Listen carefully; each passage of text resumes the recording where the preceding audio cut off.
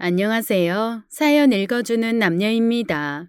오늘도 와주셔서 감사드리며 그럼 오늘의 사연 소개해드리겠습니다. 수영아, 바빠? 아니, 괜찮아. 왜? 이것 좀 봐. 네가 보기엔 어떠니?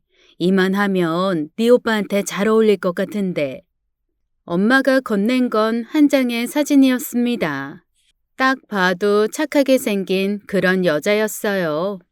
엄마 그만해. 오빠가 안 한다잖아. 안 하긴 왜 안 해. 지가 뭐가 부족해서 결혼도 안 하고 산다는 거야.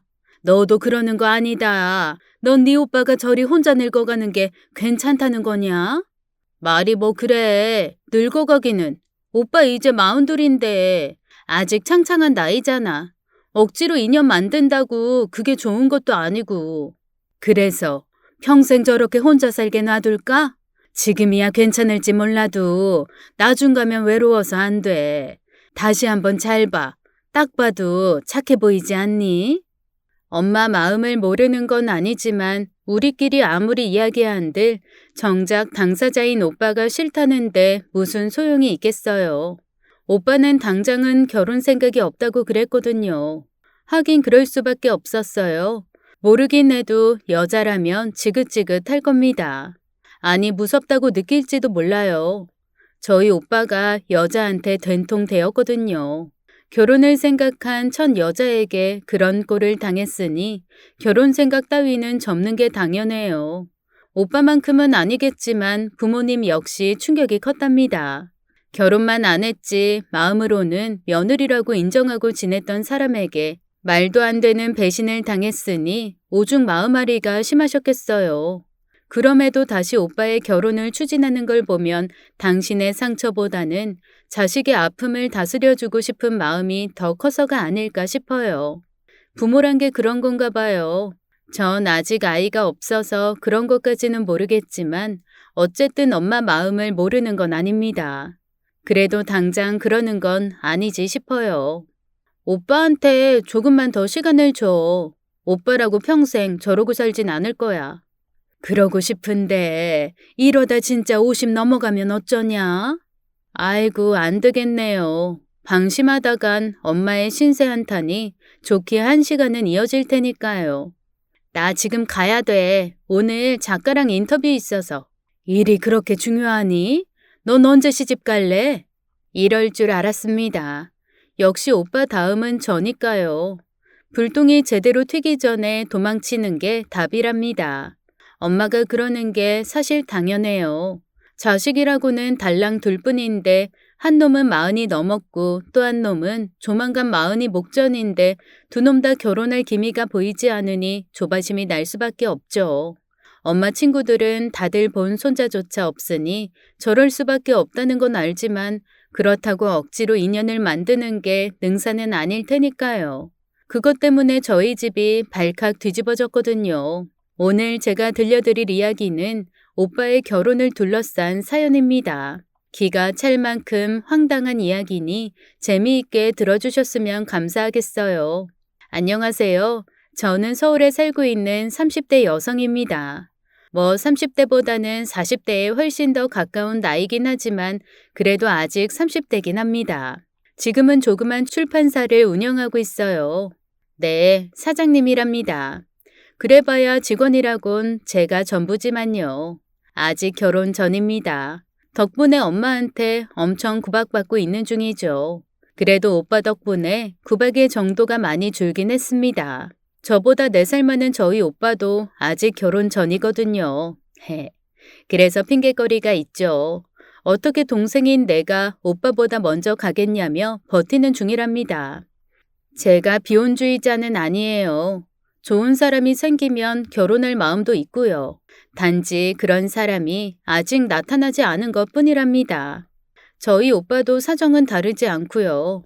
결혼이라는 게 나이가 찼다고 반드시 해야 하는 건 아니라는 게 오빠와 저의 공통된 생각입니다.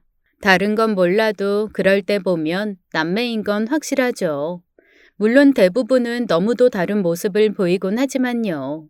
일단 오빠는 소위 말하는 범생이 그 자체입니다.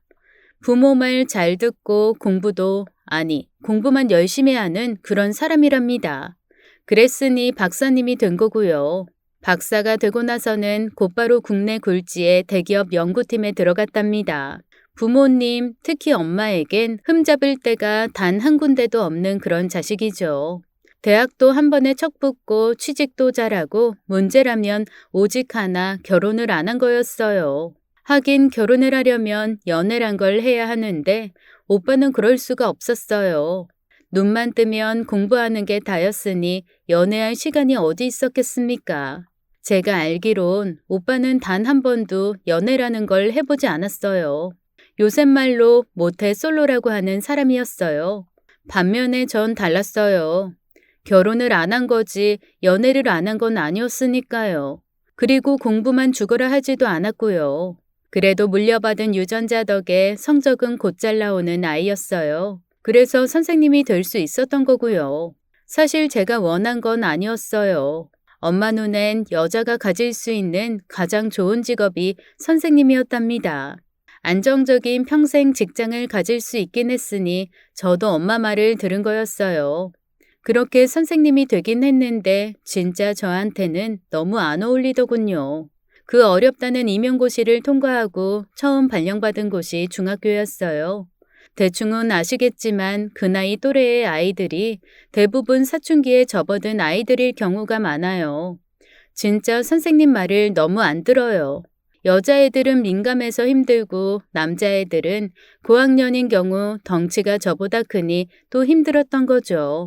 저도 사춘기를 겪었으니 이해는 하려고 해보았지만 정도가 너무 심했어요. 게다가 전 갓 발령받은 초짜였으니 애들 눈엔 완전 만만해 보이기도 했을 거고요. 다행스러운 건 담임을 맡을 짬밥은 아니었으니 아이들과 직접 부딪히지 않아서 그나마 사정이 나았답니다. 담임을 맡고 계신 선생님들을 보면 일도 일인데 학생과 학부모들에게서 받는 스트레스 때문에 죽을 맛이라고 그러셨거든요. 그래도 엄마 말대로 안정적인 직업이니 다들 참으셨던 거였어요. 근데 전 그게 잘 안 되더라고요. 매일매일이 똑같은 과정 속에서 이뤄지다 보니 지겹기도 했고요. 아무리 생각해봐도 평생을 그렇게 살 자신이 없었어요. 노력을 안 한 건 아니에요. 효녀는 아니지만 엄마가 제가 선생님이 됐다고 친구분들에게 자랑하시는 걸 보면서 그것만이라도 계속 하실 수 있게 해드리고 싶었어요. 그래서 3년을 그렇게 살았어요. 근데도 안 되더라고요. 결국 때려쳤어요. 그 뒤는 짐작하실 수 있을 거예요. 얘가 제정신이야? 남들은 그거 못해서 안달인데 그 좋은 자리를 스스로 박차고 나오겠다는 게 말이나 돼? 좋은 자리? 잘 모르겠어. 맨날 똑같은 일만 하고 애들한테 치이기나 하는데 엄마가 생각하는 좋은 자리는 뭐야? 꼬박꼬박 월급 나오고 잘릴 위험 없으면 돼? 한 30년 다니고 나오면 평생 먹고 살 연금 나오는 게 좋은 거야? 그렇게 살고 싶지 않아. 한 번 사는 인생인데 좀 드라마틱하게 살고 싶어. 얘가 어쩜 이리 철이 없어. 네 오빠 봐. 새벽부터 저녁까지 공부만 하면서도 착실하게 잘 살잖아. 누가 너 보고 그렇게 살래? 그래도 안정적으로 살 수는 있잖니. 다들 그렇게 살아, 수영아. 엄마는 결사 반대를 외치셨지만 그렇다고 제가 그걸 받아들일 수는 없었습니다. 그나마 아빠 덕에 엄마의 반대를 물리칠 수 있었어요. 아빠는 어떻게 살든 행복해질 수만 있으면 된다셨거든요. 사랑해요, 아빠. 엄마의 그 맹렬한 바가지에도 제 편을 들어주신 아빠님 고맙습니다. 그렇게 전 학교를 나올 수 있었어요. 그렇다고 새로운 취직 자리를 알아본 건 아니었어요. 학교건 혹은 일반 기업이건 크게 다를 건 없으니까요. 어제 했던 일 오늘 또 하면서 사는 건 똑같죠. 그게 싫어서 나온 건데 또 그런 일을 이어갈 순 없었어요. 취직 대신 창업을 택한 이유였습니다. 창업이라고 해서 거창한 건 아니었어요. 그럴 돈도 없고 그럴 능력도 안 된다는 것 정도는 알았으니까요. 제가 차린 회사는 조그만, 진짜 조그만 출판사였어요. 제가 평소부터 책 읽고 글 쓰는 걸 좋아했답니다. 주변에도 그런 사람들이 적지 않을 겁니다. 다만 그걸 생업으로 삼지 않는 것 뿐인 거죠. 책을 낸다는 게 생각보다 엄청 복잡하거든요. 제대로 책을 내려면 돈도 많이 들고요. 그런데 꼭 그래야 할 필요가 있을까 싶더군요. 유명한 작가들처럼 TV나 신문에 광고를 내고 책 홍보를 하는 그런 식의 출판은 정말 선택받은 일부에게만 허락된 일이랍니다. 사람들은 책을 낸다고 하면 의뢰 그런 걸 떠올렸으니 책 낼 엄두를 못 냈던 거고요. 그런 생각에 경종을 울리고 싶었어요. 많은 돈을 들이지 않아도 좋고 너무 거창한 글이 아니어도 책을 낼 수 있으면 어떨까 하는 생각을 줄곧 가져왔어요. 글을 가능하게 하는 것이 바로 독립출판사였어요.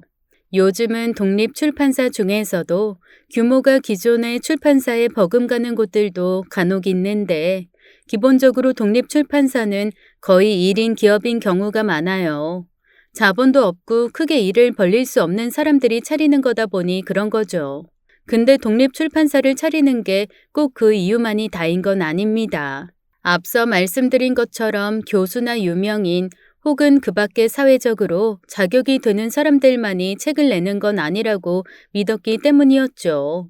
극단적으로 말하면 우리 뒷집 사는 할머니가 평생 써오신 일기장도 책으로 만들어질 수 있는 공간이 바로 독립출판사랍니다. 젊은 치기가 있었으니 가능한 일이었지만 사실 출판사 차리고 나서 후회한 적이 한두 번이 아니었어요. 일단 제가 해야 할 일이 너무 많았어요.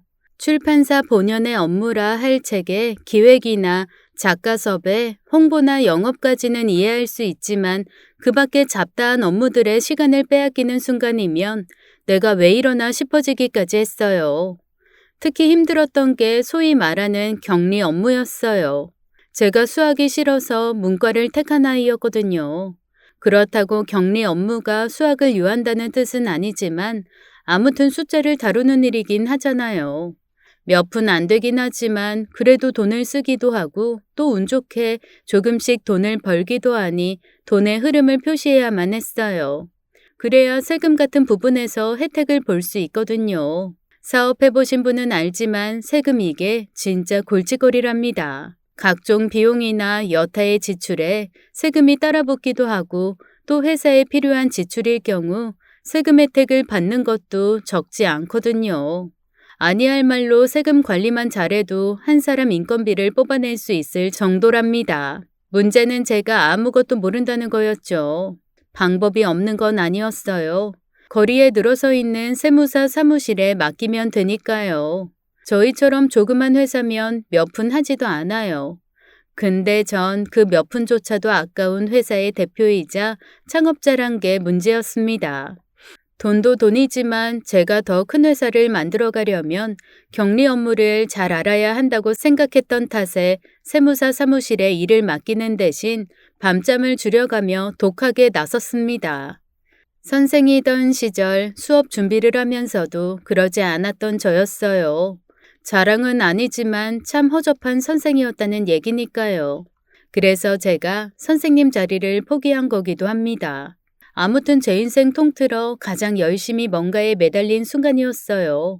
제가 학교를 나와 말도 안 되는 창업을 했을 때 좀처럼 곱지 않은 시선을 보내던 엄마가 그걸 보며 진짜 놀라 하셨답니다. 그러면서 조금은 저를 응원해 주시게 되었답니다. 왜? 대학 다시 가려고? 쉬엄쉬엄 해. 난생 처음 접하는 회계 업무를 독학으로 익히려다 보니 밤늦게 책상에 앉아 있을 때가 많았어요. 그걸 본 엄마가 과일이니 간식을 챙겨주셨고요. 쉬엄쉬엄이 안 돼. 배워야 할 게 한둘이 아니라서. 내가 미쳤지. 왜 창업을 한다고 그래서. 봐라. 엄마가 뭐라디? 지금이라도 다시 학교로 가든가. 너 학교 다닐 땐 이렇게 힘들지 않았잖아. 정말 그럴까 싶다니까. 그래도 안 돼. 여자가 칼을 뽑았으면 무라도 썰어야지. 조수영 사전에 포기란 말이 어울리기나 해? 나가. 공부해야 돼. 그렇게 공부했으면 너도 네 오빠처럼 박사 됐겠다. 도대체 뭘 공부하는 거야? 엄마가 책상 위에 놓인 책을 보더니 고개를 갸웃거리시대요. 꼭 알아야 할 회계세무 격리의 모든 것? 너 출판사 한다면서. 근데 웬 격리? 왜? 출판사 망하면 격리로라도 취업할 거니? 미쳤어? 다 원대한 꿈이 있어서 그래. 출판사로 돈 팍팍 벌면 격리 따로 둬야 하잖아. 근데 내가 아무것도 몰라봐. 격리가 나쁜 맘 먹고 돈 빼돌려도 두 손 놓고 있을 거 아니야. 그런 일은 없어야지. 아이고, 떡 줄 사람은 생각도 안 했는데 김칫국부터 마신다더니. 돈이나 벌고 그러지? 아무튼 보기는 좋다. 열심히 해. 그래도 엄마는 네가 다시 선생님 했으면 좋겠지만. 아, 나가. 나 진짜 공부하게. 딸 공부하는데 계속 방해할 거야? 그렇게 엄마가 나갔답니다.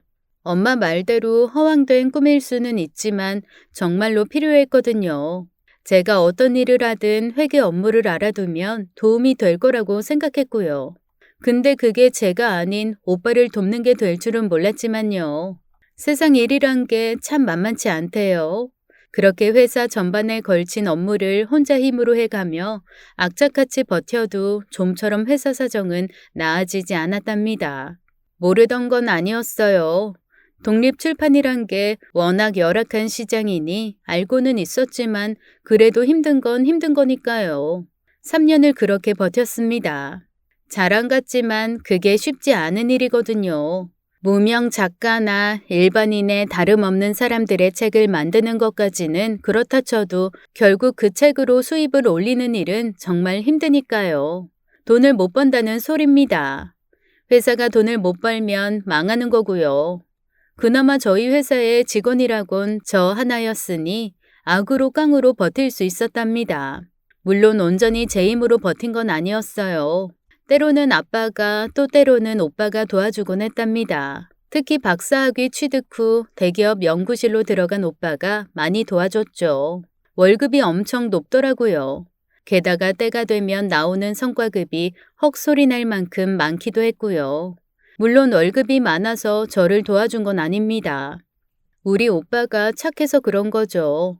저랑 5살 차이가 나거든요. 보통 남매들이 싸우면서 큰다는데 저희는 그럴 수가 없었어요. 나이 차이가 많다 보니 싸울 수도 없고 그게 아니라고 해도 오빠가 워낙 착한 인간이다 보니 싸워봐야 저한테 져줬을 겁니다. 진짜 동생이라서 그러는 게 아니라 우리 오빠 인물 좀 떨어지는 것만 제외하면 최고의 신랑감이었어요. 똑똑하지, 직장 탄탄하지, 거기에다 성격까지도 흠잡을 데가 없었거든요. 무엇보다 착실하고 책임감 강한 건 남편으로서 가져야 할 최고의 미덕 아닙니까? 거기에서 인물까지 좋으면 너무 불공평하죠. 물론 엄마는 그렇게도 생각 안 했지만요.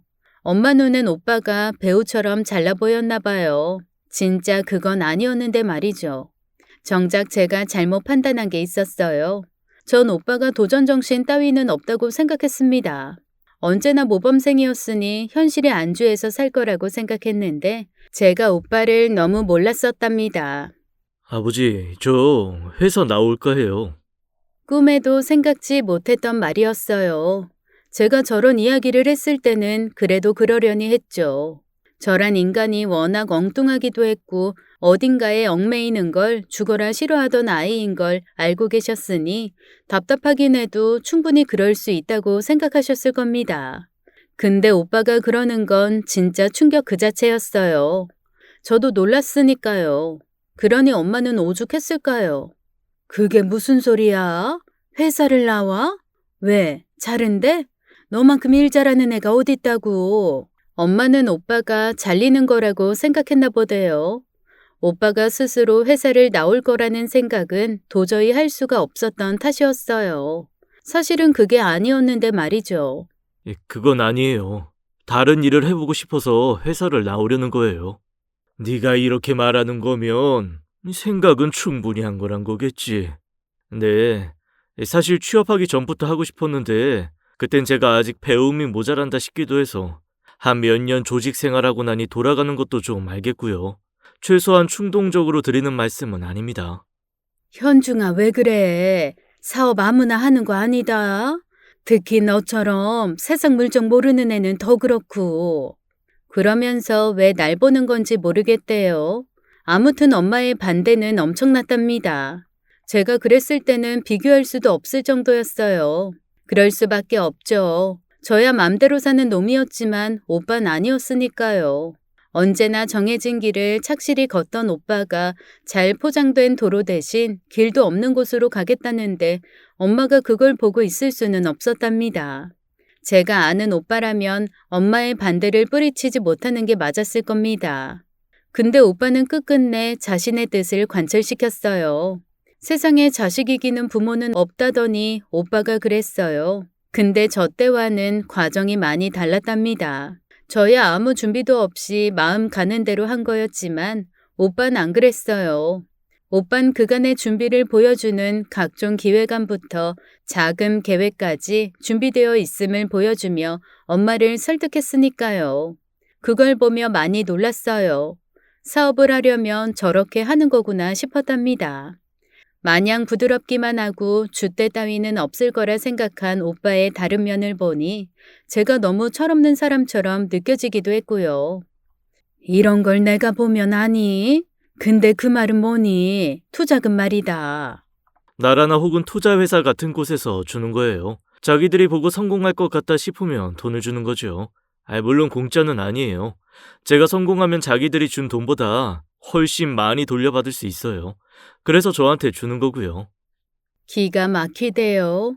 물론 창업 투자를 받을 수 있단 걸 모른 건 아니었어요.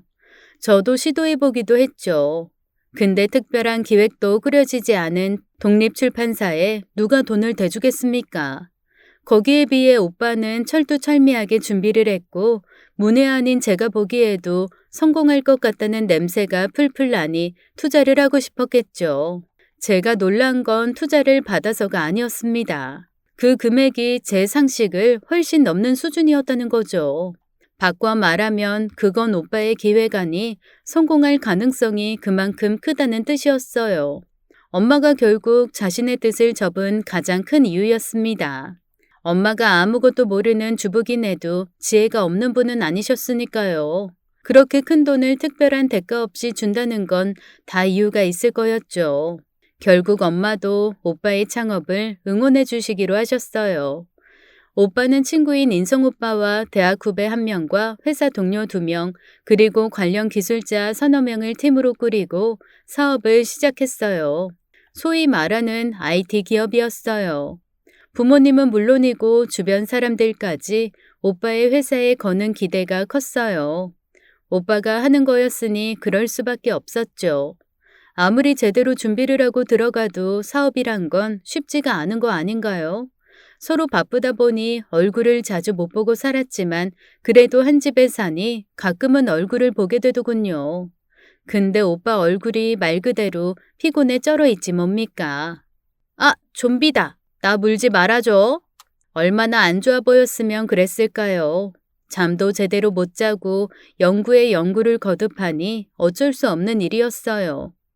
물 힘도 없다. 너는 좀 괜찮니? 자기 일 때문에 정신이 없을 때였는데도 제 걱정부터 하는 걸 보니 역시 오빠는 아무나 하는 게 아니다 싶더군요. 나야 잘하지. 조만간에 사옥 올리려고. 말은. 그래도 기대는 된다. 파이팅. 저도 맞장구를 쳐줘야 했겠지만 그런 거 좀 쑥스럽잖아요. 그래도 말이라도 해줘야 했던 건데요. 오빠는 저를 경제적으로 지원해주기라도 했지만 저는 그럴 처지가 아니니 말이라도 해야 했는데 남매는 그럴 수 없답니다. 사실 제가 오빠 걱정을 할 이유는 없었어요. 책임감하면 또 조연중이었거든요. 자기 맡은 일은 어떻게든 해내는 인간이었죠. 그러니 걱정할 필요가 없었어요. 그걸 알고 있었으니 그랬던 거고요. 실제로 오빠는 차곡차곡 결과를 낳고 있었습니다. 저한테는 말을 안 하지만 그래도 아빠한테는 이야기를 해줬거든요. 그럼 전 또 아빠를 통해서 오빠 이야기를 들었고요. 복잡하겠지만 남매란 게 그래요. 또 투자 받았다고? 조연중 대단한데? 저게 또 조연중이 뭐니 오빠한테? 그럼 조연중이 아니면 조연병이야? 여보, 쟤 좀 혼내. 지 오빠한테 별소리를 다 하잖아. 오빠 일이 잘 된다니 절로 농담이 나더군요. 말은 안 하지만 누구보다 오빠를 자랑스러워하는 게 저였거든요. 기업 입장에서 연이은 투자금 유치는 그만큼 잘하고 있다는 말이었어요. 오빠 말대로 성공하면 몇 배, 아니 몇십 배, 몇백 배로 돌려받을 수 있다고 판단하니 그러는 거였으니까요. 그렇게 오빠 회사가 업계 내에서 주목을 받으면서 부작용도 피할 수 없었어요. 대표적인 것이 바로 똥냄새에 몰려드는 파리떼들이죠. 어디가 잘 된다 하면 뜯어먹을 것 없나 싶어 온갖 사람들이 몰린답니다. 기술을 훔쳐가려는 이들도 있을 테고 회사의 투자금을 대려는 단체를 연결해서 수수료를 챙기려는 브로커들도 적지 않고요. 그래도 그 정도는 애교 수준입니다. 때로는 사기꾼들이 접근해 오기도 하죠. 주로 기술자들, 그러니까 이공계 계통 출신들이 IT 회사를 만드는 경우가 많아요. 아무래도 기술이 먼저니까요. 다 그런 건 아니지만 그런 사람들이 세상 물정에 어두운 경우도 있고요.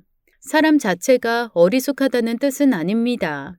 회사 운영을 처음 하다 보니 이런저런 실수를 하게 되는데 바로 그런 걸 전문적으로 노리는 사기꾼들이 왕왕 있거든요.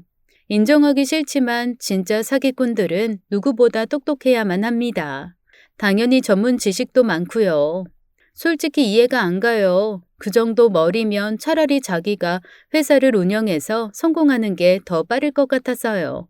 아무튼 오빠 회사에도 그런 부류들이 적지 않았나 보더라고요. 근데 회사 창업 주역들이 모두가 다 기술자들이다 보니 그런 걸 방어할 능력이 부족했던 모양이었어요. 신생 회사들, 특히 기술 개발에 치중하는 회사들이 종종 겪는 일이었어요. 오빠도 예외는 아니었던 모양이었어요. 제가 그런 것까지 알았을 리가 없죠. 저희 회사에는 똥파리는 고사하고 똥도 없는 지경이었으니까요. 그런 걸 당하기라도 할 정도면 얼마나 좋았을까 하는 생각까지 다 했어요. 물론 모든 것이 다 잘 정리되고 나서 한 생각이지만 그때 당시는 안 그랬죠. 진짜 힘들었을 테니까요. 그런 걸 막아준 사람이 있었어요. 놀랍게도 오빠의 여자친구였답니다. 아버지, 어머니, 제 여자친구예요. 인사드려. 다들 너무 놀라 입을 떼지도 못했어요. 당시 오빠가 37이었나 8이었나 그랬는데요. 사업 때문에 집에도 잘 못 들어오던 오빠가 느닷없이 여자친구라며 누군가를 데려왔답니다. 다들 놀랐겠지만 아무래도 가장 놀란 건 엄마였죠. 안녕하세요. 신혜린이라고 합니다. 오빠 여자친구고요. 말씀 많이 들었습니다. 네 여자친구라고? 정말이냐? 네, 제 여자친구면서 저희 회사 영업이랑 총무 업무 맡아주고 있어요. 덕분에 인성이랑 저 한숨 덜었어요. 아빠의 눈총에도 불구하고 엄마의 폭풍 질문이 이어졌습니다. 그럴 수밖에 없죠. 결혼 이야기만 꺼내면 질색하던 사람이 느닷없이 여자친구라며 집에 데리고 왔으니까요. 단순한 여자친구일 리가 없었습니다. 오빠가 우리에게 소개를 시킨다는 건 이미 심각한 관계라는 뜻이니까요. 자기가 책임질 사람이 아니면 그럴 리가 없는 사람이죠. 실제로 두 사람은 결혼을 약속한 상황이었어요. 다만 아직 사업적으로 시간이 필요한 탓에 뒤로 밀어놓은 것 뿐이었거든요. 아무튼 엄마의 폭풍 질문 덕에 그러니까 예비 올케에 대해 많은 것을 알 수 있었어요. 이름은 신혜린이었고 부모님은 미국에 살고 계셨어요. 나이는 오빠보다 4살이 어렸고요. 저보다 1살 많은 거였네요. 그리고 당시엔 오빠 말대로 오빠 회사의 기술 이외 부분을 거의 다 맡아준 상황이었어요. 그러니까 오빠가 회사 여직원과 연애를 한 거였단 말이었죠. 얌전한 고양이가 부뚜막에 먼저 오른다는 말이 괜히 있는 건 아니었네요. 그럼 오빠가 혜린 씨, 이렇게 부르면 안 되나? 아니에요. 나중에 결혼하면 언니라고 불러주시면 되죠. 저희 나이도 비슷한데 친구처럼 지내도 좋을 테고요. 네, 암튼 오빠가 혜린 씨한테 접근한 거네요. 그것도 명색이 회사 대표란 사람이 여직원한테 그랬다는 거 맞죠? 어쩌다 보니 그런 모양새가 된 건데 사실은 그건 아니에요. 그게요. 예비 올케에 따르면 처음부터 올케가 오빠 회사에 소속되어 있던 건 아니랬어요. 올케는 투자사 소속 프리랜서라더군요. 일종의 조사원인 셈이었어요. 투자할 만한 좋은 회사를 찾아 그걸 여러 투자사들과 연결해주는 그런 거요. 안 좋게 말하면 브로커일 수도 있는데 기업 입장에서는 수수료를 내고서라도 좋은 투자사를 찾는 게 이익이니 꼭 필요한 존재였대요. 올케가 오빠 회사의 가능성을 보고 여러 투자사를 연결하는 와중에 오빠 회사에 수작을 부리는 사기꾼들을 보았답니다. 자기 일이 아니니 그냥 모른 채 할 수도 있었는데 고생하는 젊은 기업가들이 곤란을 당하는 일을 좌시할 수 없었대요. 그래서 자기가 나서서 그런 일을 다 차단해 주었대요.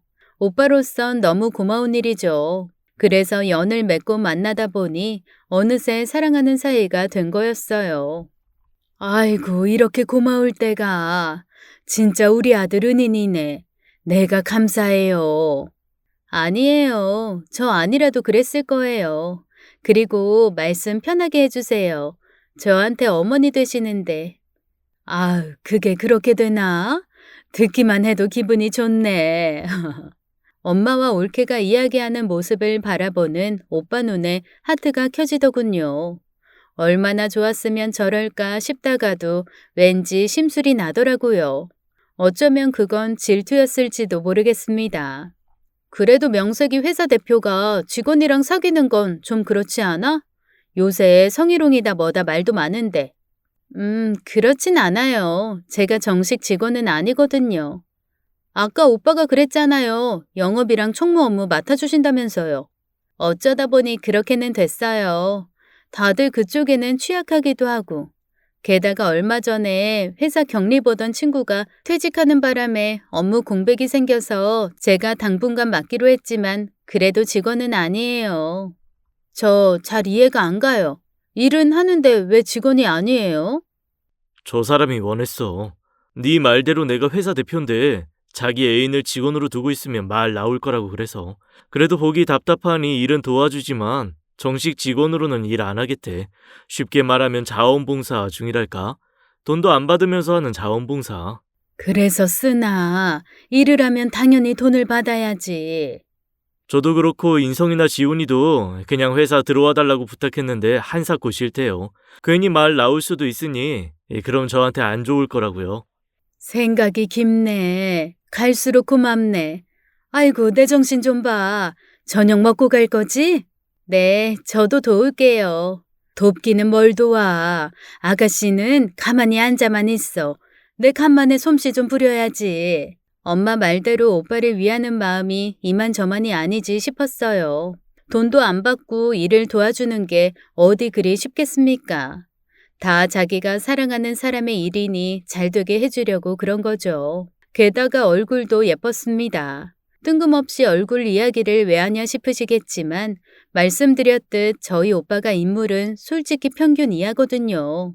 얼굴 예쁜 여자들이 남자 인물은 안 본다고 종종 그러는데 사실 그거 개소리예요. 자기보다 좀 못해도 괜찮다는 거지 그렇다고 얼굴을 안 볼 리가요. 저렇게 둘이 붙어 있는 걸 봐도 참 안 어울리는 정도였다는 말이에요. 그러나 그런 제 생각과는 달리 두 사람은 너무 사이가 좋더군요. 그날 올케가 떠난 이후에도 엄마는 싱글벙글이었어요. 뭐라더라? 4살 차이는 궁합도 안 본다면서요. 근데 저 사실 좀 그랬어요. 오빠보다 4살 어리면 저보다 겨우 1살 많은 거잖아요. 물론 예뻤어요. 그래도 동안은 아니었답니다. 일단 화장이 엄청 두꺼웠거든요. 저 진짜 질투하거나 시슴하는 게 아니에요. 이상하게 어디선가 본 느낌이 계속 들어서요. 분명히 본 기억이 있었던 느낌이랄까요? 근데 아무리 생각해봐도 안 떠오르더라고요. 뭐 상식적으로 생각해봐도 저랑 접점도 없었고요. 살다 보면 어디선가 본 듯한 느낌을 받는 사람을 만나게 되기도 하죠. 실제로는 본 적도 없지만 어디선가 본 거 아니야 하는 느낌을 주게 만드는 것 말입니다. 아무래도 예뻐서일 거라고 생각했어요. 그러니까 강남의 성형외과 간판에서 본 거였을 수도 있다는 말입니다. 그랬으면 참 좋았을 거예요. 조 사장님, 오늘은 사장님이 쏘는 거겠지? 와, 진짜 언니 너무한다. 내가 어떻게 사는지 알면서. 언니랑 윤지는 꼬박꼬박 월급 받잖아. 윤지 남편은 대기업 다니고 형부는 공무원이잖아. 진짜 나보다 10배는 더 벌면서 어떡해. 벼룩의 간을 빼먹어라. 오랜만에 동기들을 만났답니다. 대학교 동기가 아니라 제 첫 직장의 동기예요. 저는 비록 선생일을 관뒀지만 두 사람은 아직도 학교에 있답니다. 물론 다 다른 학교로 흩어지긴 했지만요. 자주는 아니지만 가끔 생각나면 이렇게 셋이서 모이고 있어요. 그럴 수밖에 없죠. 다들 첫 부임지였거든요. 아무것도 모르는 초짜 셋이서 서로 힘내라며 얼마나 응원했는데요. 벌써 10년이 다 되어가는 일이었어요. 저야 아니지만 두 사람은 이제 초짜 티를 완전히 벗은 베테랑 선생님이 다 되었답니다. 결혼도 잘했고요. 저 두 사람의 모습이 엄마가 제게서 보기를 바랐던 모습일 거였겠죠. 확실히 안정적이긴 했어요. 경제적으로도 그렇고 직업인으로서도 그랬답니다. 그래도 제 선택에 후회는 없었어요. 비록 돈벌이가 시원치 않아 이 나이에도 아빠 지갑을 기웃거리는 몹쓸 딸이지만 그래도 언제나 즐겁게 일하고 사는 저였으니까요. 반면에 두 사람은 꼭 그런 것 같진 않더라고요. 벌이는 그래도 마음 편한 건 수영 언니 못 따라가지. 요샌 진짜. 왜, 힘들어? 주임쌤이 뭐라 그러셔? 주임쌤이나 교감쌤 잔소리야 이젠 들으면서 흘리는 수준인데 뭐. 그게 아니라 학부형 때문에 그래.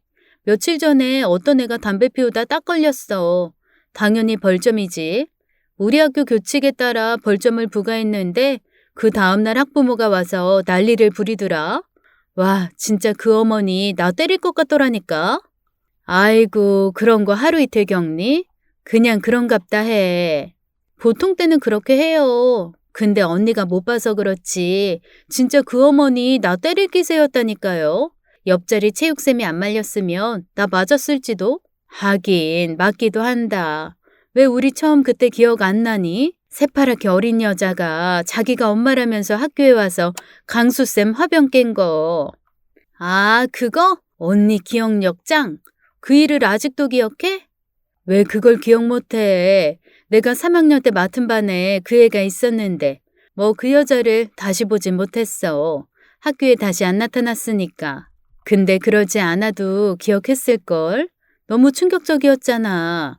중학생이면 14, 5살이잖아. 근데 엄마란 사람이 20대처럼 보였으니 그것만으로도 신기했는데 그 젊은 여자가 나이 많은 강수쌤한테 따지다가 분에 못 이겨서 화병 내던져서 난리가 났는데 그걸 어떻게 까먹어? 수영이 너도 기억나지? 너 완전 놀랐었잖아.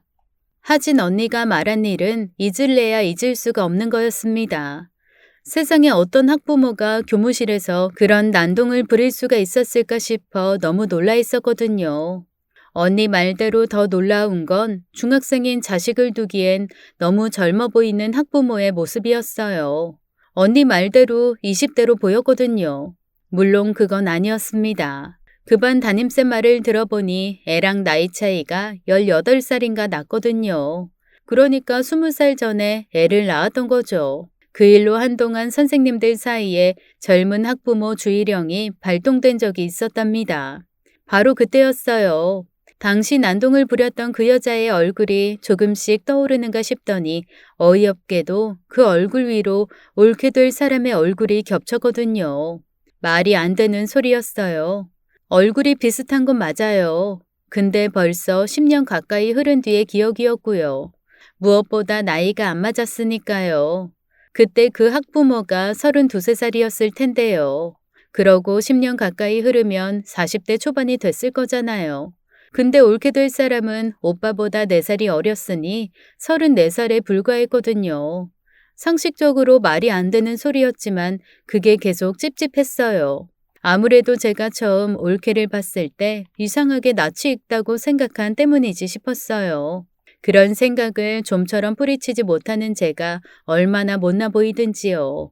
오죽하면 오빠에게 여자가 생긴 게 질투가 나서 그런다는 생각까지 했을까요? 근데 그게 단순한 질투가 아니었답니다. 진짜 말도 안 되는 일이 벌어졌으니까요. 말도 안 되는 제 오해가 무색하게 올케는 수시로 저희 집을 찾았답니다.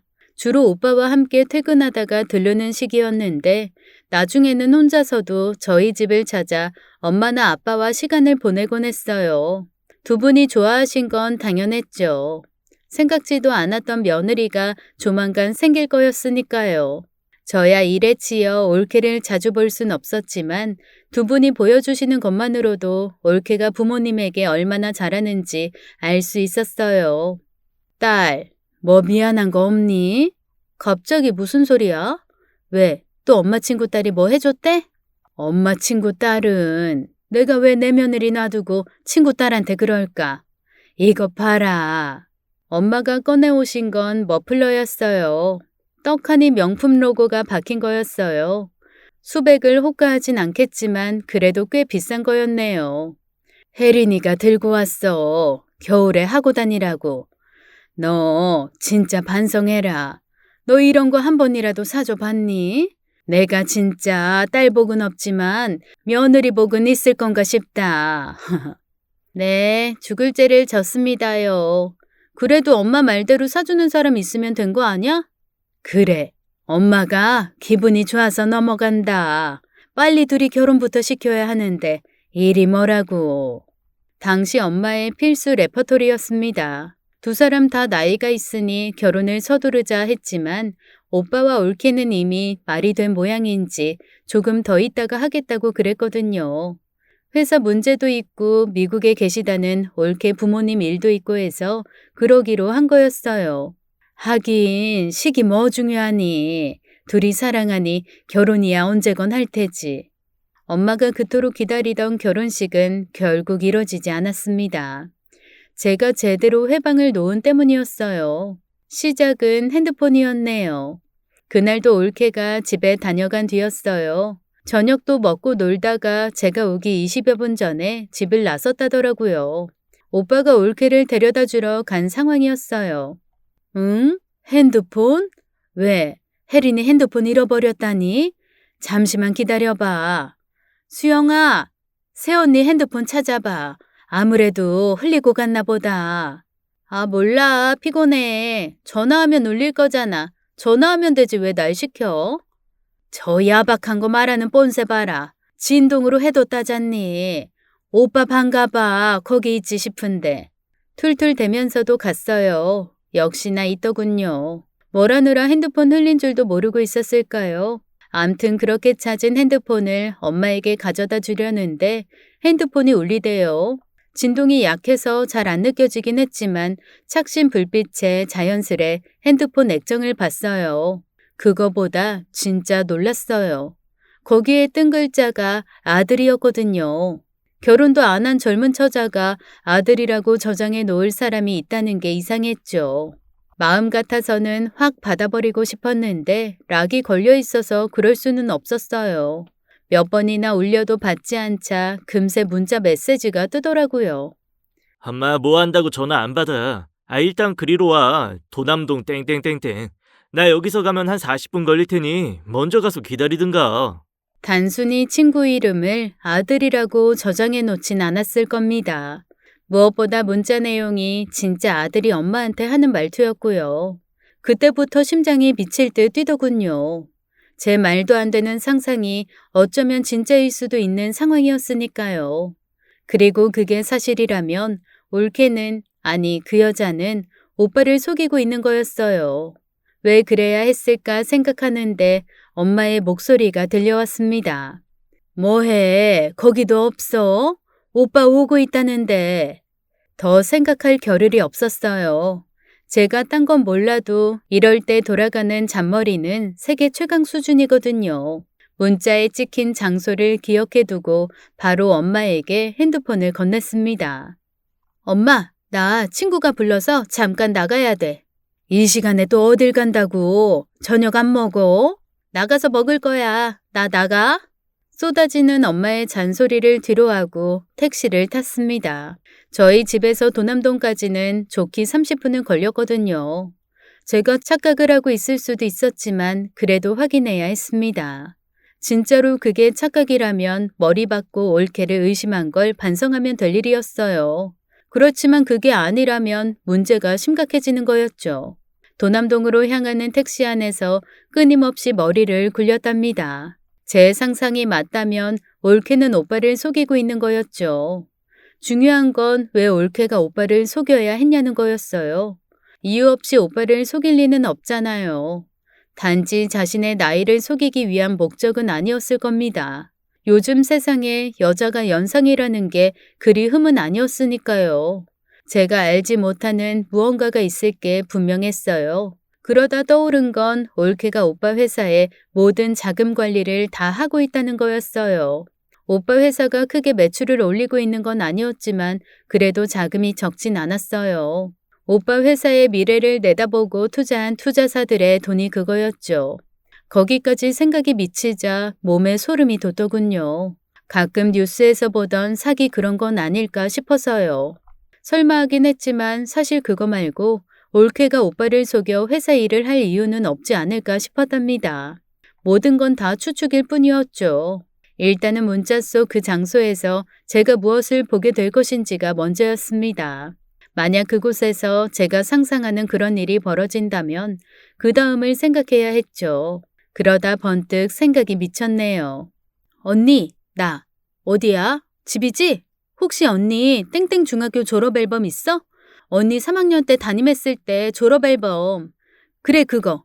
빨리 좀 찾아봐. 그리고 그때 걔 있잖아. 젊은 엄마 있던 걔. 그래 강수쌤 화병 깬 주인공. 앨범에서 걔 사진 좀 찍어서 보내줘. 무슨 일인지는 나중에 말해줄게. 암튼 급하니까 빨리. 사랑해 언니.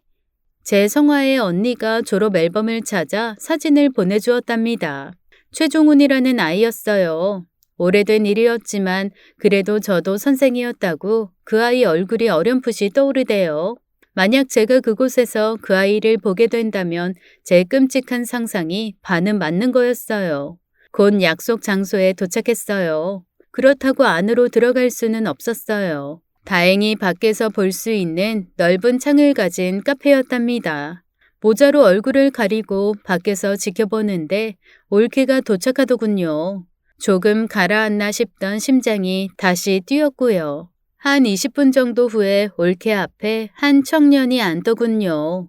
고개를 옆으로 돌린 상황이라 정확히 볼 수는 없었어요. 그래도 그 분위기는 알잖아요. 꼭 엄마가 저를 대하는 모습이었답니다. 그렇게 한 30분 이야기를 하고는 나오대요. 올케가 택시를 타고 갔고 청년은 담배를 빼어 물었답니다. 어떻게 해야 되나 망설이다 그냥 저질러 버렸어요. 궁금한 건 절대 못 참는 성격 때문이었어요. 혹시 최종훈? 아니면 말고 하는 심정이었죠. 자기 이름이 불리니 고개를 돌리대요. 많이 자라긴 했지만 사진 속 얼굴이 그대로 남아있더군요. 역시 맞았습니다. 누구세요? 저 아세요? 나야 땡땡중학교 국어쌤 조수영. 나 기억하겠니? 조수영? 국어쌤. 와, 진짜 오랜만이네요. 어떻게 절 알아보셨어요? 그래도 내가 선생님인데 혹시나 했는데 진짜네. 잘 지냈어? 네, 선생님은요? 나 이제 선생님 아니야. 그만뒀어. 왜요? 그냥 재미가 없어서. 선생님답네요. 그거 아세요? 선생님 괴짜라고 그런 거. 그랬니? 근데 계속 이러고 있기가 오랜만에 제자 만났는데 너 시간 되니? 선생님이 너무 반가워서 그냥 못 가겠다. 네, 괜찮아요. 저도 놀랍기도 하고 반갑기도 하고. 소주 한잔 하실래요? 이게? 아니구나. 너도 이제 어른이구나. 그래 그러지 뭐. 그렇게 종훈이를 데리고 근처 술집으로 갔습니다. 한편으로 미안했어요. 뭐가 됐건 내가 가르친 아이였는데 그런 아이를 속이는 기분이었으니까요. 그래도 어쩔 수 없었습니다. 올케의 정체를 밝혀내려면 꼭 필요했으니까요. 쉽게 말해주진 않을 거란 생각은 착각이었습니다. 술이 들어가니 술술 불었거든요. 진짜 어릴 때는 많이 창피했어요. 그래서 누나라 그런 적도 많아요. 원망도 많았고요. 저 놔두고 안 들어오기도 했고, 그래도 괜찮아요. 지금은 이해하니까 조만간 같이 살려고요. 엄마가 지금 하는 일만 잘 되면 크지는 않아도 집 하나 구하고 조그만 가게 하나는 할 수 있을 거라더라고요. 그렇구나. 다행이다. 어머니는 여전히 미인이시지? 선생님, 종훈이 어머니 보고 깜짝 놀랐어. 하긴 다들 그랬지. 워낙 젊고 예쁘셨잖니. 지금도 여전하시지? 이젠 나이가 있으시니 그래도 제 친구들 엄마랑은 비교가 안 되지만요. 궁금하다. 엄마 사진은 있어? 요즘 친구들은 부모님 사진 안 넣어 다닌다더라만. 보실래요? 지난번에 같이 찍은 사진이 있는데. 아무것도 모르는 종훈이가 보여준 모자의 사진. 그건 제가 아는 올케였습니다. 쌤, 저 화장실 잠시만요. 종훈이가 화장실 간 사이 잽싸게 그 사진을 찍었어요. 그리고 잠시 더 이야기를 나누다 헤어졌고요. 물론 종훈이 연락처도 받았죠. 다른 건 몰라도 한 가지는 분명했습니다. 올케가 나이와 이름을 속이고 오빠에게 접근한 사실 말이에요. 올케의 진짜 이름은 서지양이었고 나이는 오빠보다 4살이 더 많은 42살이었답니다. 사실을 확인하고 나서 어찌 해야 할지를 모르겠더라고요. 단지 나이와 이름을 속인 걸로 경찰에 신고를 할 수도 없었고요. 그렇다고 그냥 오빠와 부모님에게 말하기도 애매했어요. 무엇보다 왜 그랬을까가 너무 궁금했어요. 제 생각이 맞다면, 그리고 종훈이가 말한 내용대로라면 올케는 오빠 회사의 돈을 훔쳐낼 생각이었던 게 분명했을 겁니다. 그걸 확인하는 게 먼저였어요. 그래서 누군가에게 전화를 걸었던 거죠. 그 사람의 도움으로 확인할 수 있었습니다. 다행히 그때까진 크게 잘못을 저지르진 않은 상태였어요. 소소하게 돈을 뺏으긴 했지만 자신의 바람대로 큰 돈을 빼가진 않았더라고요. 조금 더 안심시킨 뒤에 하려고 했던 걸까요? 아니면 그래도 다른 회사 관계자들이 걸려서 그런 것일지도 모르겠네요. 아무튼 올케의 의도가 분명해진 이상 더 놔둘 수는 없었답니다. 문제는 올케의 만행을 부모님에게도 알려야 하냐는 거였어요. 잘 판단이 안 서더라고요. 좋은 며느리 들어왔다고 저렇게 즐거워하시는데 거기에 찬물을 끼얹는 걸 떠나 배신감까지 느껴야 하는 일이었으니까요. 결국 다시 한번 조언을 구했답니다. 오빠의 동업자이면서 가장 친한 친구인 인성 오빠요. 제가 회사의 회계 자료를 볼 수 있게 해준 사람이기도 하죠. 인성 오빠가 아니었다면 제가 무슨 수로 회사 장부를 볼 수 있었겠어요. 저랑도 가까운 사이였고 무엇보다 오빠의 가장 친한 친구였으니 저만큼 걱정을 해주던 사람이었답니다. 어머니랑 아버지는 모르시게 처리할 수 있으면 좋겠지만 그게 되겠니? 당장은 아니더라도 어떻게든 알게 되실 거다. 그럴 바에 차라리 솔직하게 말씀드리는 게 낫지 않겠니? 네 걱정이 뭔지 알아.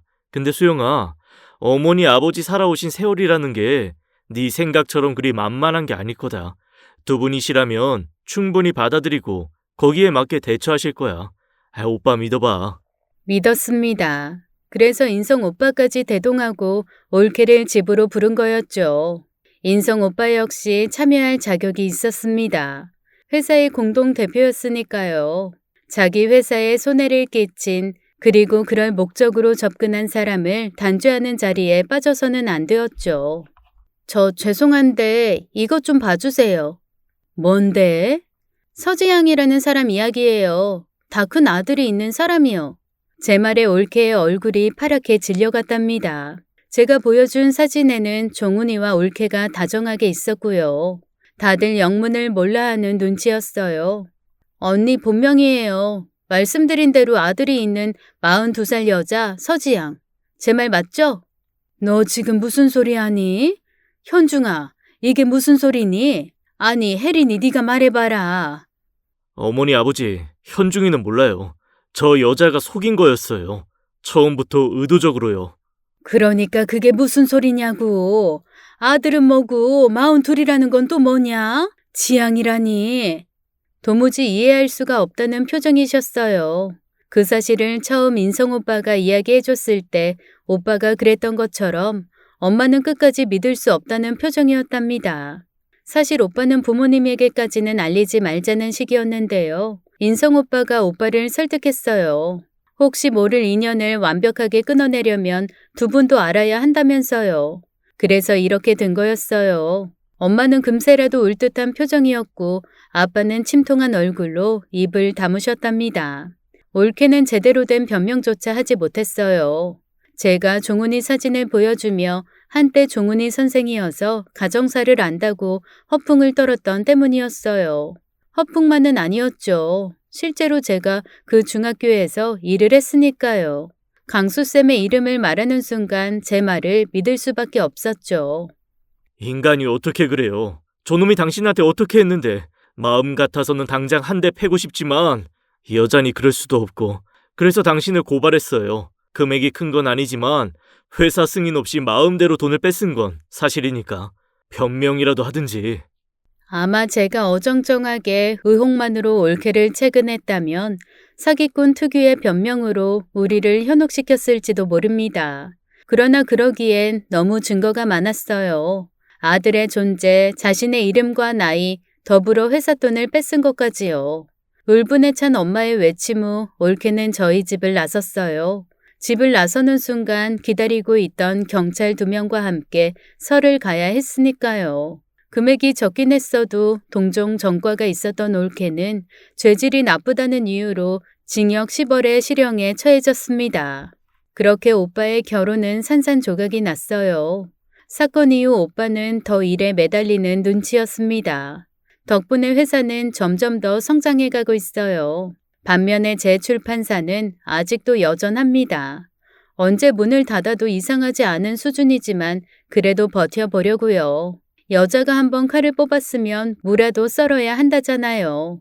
보셨죠? 제가 휘두른 칼에 저희 집 평화가 되찾아진 거요.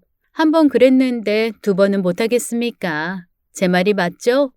오늘 이야기 어떠셨나요? 오늘도 끝까지 함께 해주신 여러분 감사드리며 저희는 다음 사연으로 돌아오겠습니다. 감사합니다.